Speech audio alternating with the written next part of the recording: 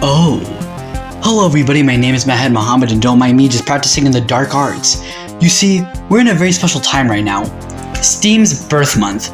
Maybe if I pray hard enough and talk about Portal 2, I can make Portal 3 manifest. It's a start. For those who don't know, Portal 2 is a sequel to the 2007 classic Portal, created by Valve. Released in 2011 for Xbox 360, PS3, and Steam, this game continues where the first game leaves off and somehow improves on the original, which is quite an achievement. Just like Portal, this game was released to universal acclaim from around the world. I mean, it's considered one of the best video games ever made, period. Quite impressive for a $10 game that gets discounted to $1 every 5 seconds. Back in March of 2023, I took a look at the first Portal game and considered it to be really good despite being 16 years old. And I'm not going to tease you guys with the does this game really hold up? Because no, it's great, it's better than the original. Why? Well, let me tell you. So the plot is relatively pretty simple. Remember the end of Portal where you got dragged away by an unknown figure? Well, it turns out it was Aperture who kidnapped you and kept you inside a hotel for a few years due to your injuries from the last game. Fast forward to the present and you meet this goofball, Wheatley. Hi, Wheatley. He tries to break you out due to the building running out of power. During this, however, you accidentally reactivate GladOS, who you killed in the last game. Furious that you would so ruthlessly do that to her, despite her also trying to kill you in the last game, she kidnaps you and forces you to do more tests out of petty revenge.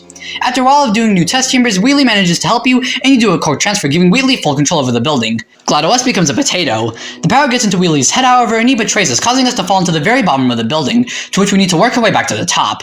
Along the way, we hear voice memos from the previous CEO, Cave Johnson, to which we learn that before he died, he transferred his assistant Caroline into a robot, who later became GladOS. GladOS does not remember this, however. When we finally return to the top, Wheatley creates some new test chambers for us. Oh, come on, he's trying his best, okay? Oh hey, there's a part where he kills you. This is the part where he kills us.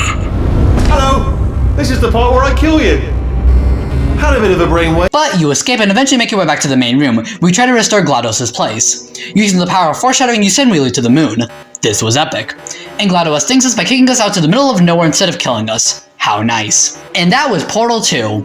This game has a lot more meat on its bones compared to the first game, which makes sense. Portal was a glorified tech demo that was bundled in as an extra with the more content-rich TF2 and Half-Life 2 after all. But I'm glad that the story was expanded upon and we did get more proper world building to where the game takes place, and overall, just more story in general. But you know what else was expanded upon? The gameplay. So the gameplay is relatively pretty simple. All of the gameplay elements from Portal 1 returns. Orange and blue portals, turrets, cubes, physics, etc. Though there are new gimmicks to make the game more fun. We got lasers that can be redirected through these glass-like cubes, crushers, these beam things, light bridges, these abominations. But this is not even counting the cool stuff we got once we go underground. Meet gels. These paint-like liquids have different properties depending on which color you have. Blue makes you bounce high, orange makes you go fast, white allows you to place portals on them to be made from moon dust, and cleansing, a clear gel that can remove the other 3 colors off a wall or something for a fresh start. I don't care what the Portal Wiki says, it's water and you cannot convince me otherwise, I am going to drink this. The game is split into chapters, which doesn't really affect things too much on a gameplay perspective. It's more of a way to split the game into smaller chunks so it's easier to go back to if you need to replay a level, if you want to replay a level. And yeah, that's about it. Not really much to say, really, that hasn't already been said. I could talk about how portals work and the momentum and stuff like that, but I already mentioned that in the first Portal episode, just go watch that, you lazy bum. Now, there is a multiplayer mode which takes place after the main campaign, in which you and a friend locally or online can do more test chambers as robots.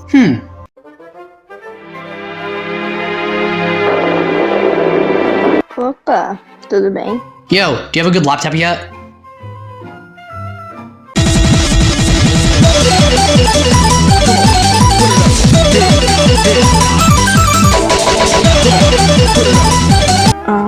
No. Why do you ask? Your call has been forwarded to an automatic voice message system. 01. Oh yeah, there's also a level editor.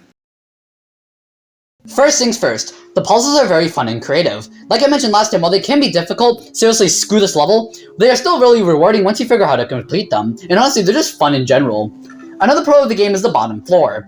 Cave Johnson offers such amazing voice memos, and the gameplay itself, while still puzzle-based, is so different from the main test chamber part of the game that it honestly offers a breath of fresh air and keeps the game from feeling repetitive.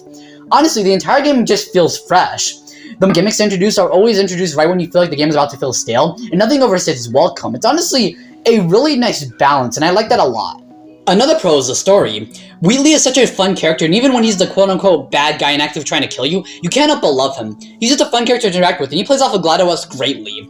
Speaking of GladOS, she's also a standout. While the first game had her be nothing more than just a voice to explain the game and just be your stereotypical robot type voice who would eventually become more sinister and become the villain at the end, here she's front and center and has a full-blown personality, and it's so fun. I love how much she resents you but still tries to pretend that we're on good terms, but at the same time does nothing to even put up a facade of that perspective, which is honestly just really funny. I did not expect any 10+ game to fetch in the player or make fun of adopted children, but hey, I'm all here for making fun of the youth and their non-existent parents. Another pro is the gimmicks. Most of the gel stuff, it is impressive how you can make something so fun and then only use it from 2 chapters. They did us so dirty, but just messing with the gimmick is just so fun on its own, so when you have to use them for a puzzle, it's just a recipe for a good. I already mentioned Cave, but come on, man. This guy is an idol. Even when his company is failing, he still tries to be upbeat and have that can-do attitude. There is a reason why his lemon speech is a meme. It's iconic. What am I supposed to do with this? Doesn't help that he's voiced by the J.K. Simmons. His voice fits Cave perfectly. I cannot describe why. This man is just an idol. I wish Cave voiced me. I also like the decision to flesh GladOS out and give her a backstory. We really don't need it in the grand scheme of things. Like, her backstory can be completely missed if you mute the game or just zoned out while you're doing puzzles. But it's stuff like that where you appreciate the game for just including it when it doesn't need to. It's stuff like that which makes you realize how much love and care was put into this game. Her backstory even bleeds into the song that plays in the credits, Want You Gone. It wouldn't hit as hard if you didn't know what her deal was. I also like the level editor. I myself don't use it that much, though I do know this is an amazing tool simply because of all the fan-made levels that use it to its fullest potential. People are creative and the level editor proves it. And yeah, that's about it. A lot of pros could be understood if you simply played the game, but I hope I still managed to do it justice. Though still, play the game, it's good. So good there are surprisingly very little cons. Speaking of... First things first. Yeah, there's not really much cons I can think of. This game is just really good.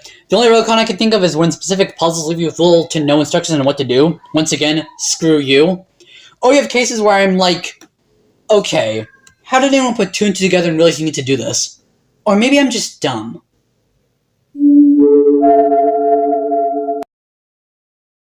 Overall, Portal 2 is an amazing game. It took any problems I had with the first Portal game, that being the fact that it's very short and can be repetitive, and fixed them. The repetitiveness is gone. There's more variety, there's an actual story this time, the world is fleshed out, the puzzles are fun. What else do I need to say? Buy the game. It is literally 99 cents as of...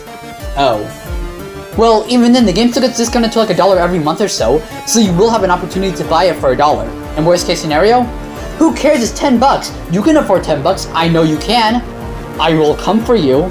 Alright, I prayed and reviewed Portal 2. Now how many more years do we have to wait until Portal 3?